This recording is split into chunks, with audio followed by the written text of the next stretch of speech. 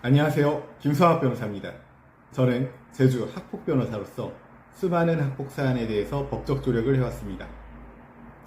학폭 사안 스페셜리스트로서 오늘은 학교폭력 피해 학생을 위한 법적 조치에 대해 자세히 설명드리도록 하겠습니다. 학교폭력은 학생의 신체적, 정신적 건강을 해치고 학습권을 침해하는 심각한 문제입니다. 학교폭력 피해 학생을 보호하고 가해 학생을 선도하기 위해 학교폭력 예방 및 대책에 관한 법률에서는 다양한 법적 조치를 규정하고 있습니다. 피해 학생과 보호자가 알아야 할 주요 법적 조치들을 살펴보도록 하겠습니다. 첫 번째는 피해 학생에 대한 보호 조치입니다. 학교폭력 예방법 제16조에 따르면 학교의 장이나 심의위원회는 피해 학생의 보호를 위해 다음과 같은 조치를 취할 수 있습니다. 심리 상담 및 조언, 일시보호, 치료 및 치료를 위한 요양, 학급 교체, 그 밖에 피해 학생의 보호를 위해서 필요한 조치.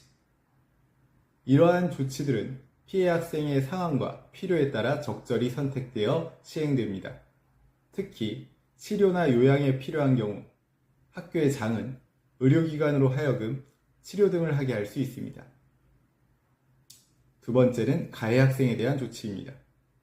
학교폭력 예방법 제17조에 따르면 가해 학생에 대해서는 다음과 같은 조치를 취할 수 있습니다. 피해 학생에 대한 서면 사과, 피해 학생 및 신고 고발 학생에 대한 접촉, 협박, 보복행위의 금지, 학교에서의 봉사, 사회봉사, 학내외 전문가에 의한 특별교육 이수 또는 심리치료, 출석정지, 학급교체, 전학, 퇴학 처분 등을 내릴 수 있습니다. 이러한 조치들은 가해 행위의 심각성, 지속성, 고의성, 가해 학생의 반성의 정도 등을 고려하여 결정되게 됩니다. 세 번째는 분쟁 조정 조치입니다. 학교폭력 예방법 제18조에 따르면 심의위원회는 피해 학생과 가해 학생 간 또는 그 보호자 간의 손해배상과 관련된 합의 조정을 할 수 있습니다. 이는 학교폭력으로 인한 갈등을 원만히 해결하고 화해를 도모하기 위한 제도입니다. 네 번째는 학교생활기록부에 기재하는 조치입니다.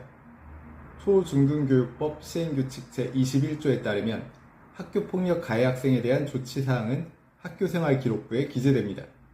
다만 경미한 조치, 즉 제1호부터 제3호까지의 경우에는 해당 조치를 이행하지 않았거나 동일 학교 학급에서 다시 학교폭력으로 조치를 받은 경우에만 기재되게 됩니다.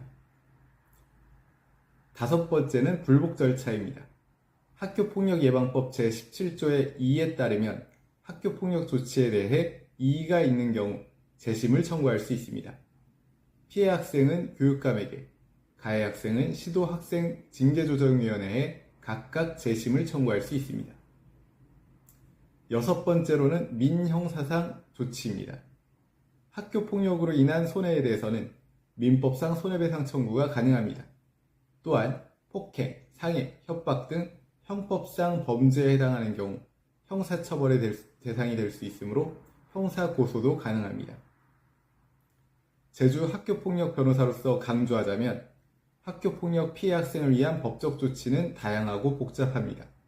따라서 학교폭력 피해를 입은 경우 즉시 학교에 신고하고 필요한 경우 전문가의 도움을 받는 것이 중요함을 명심하시기 바랍니다.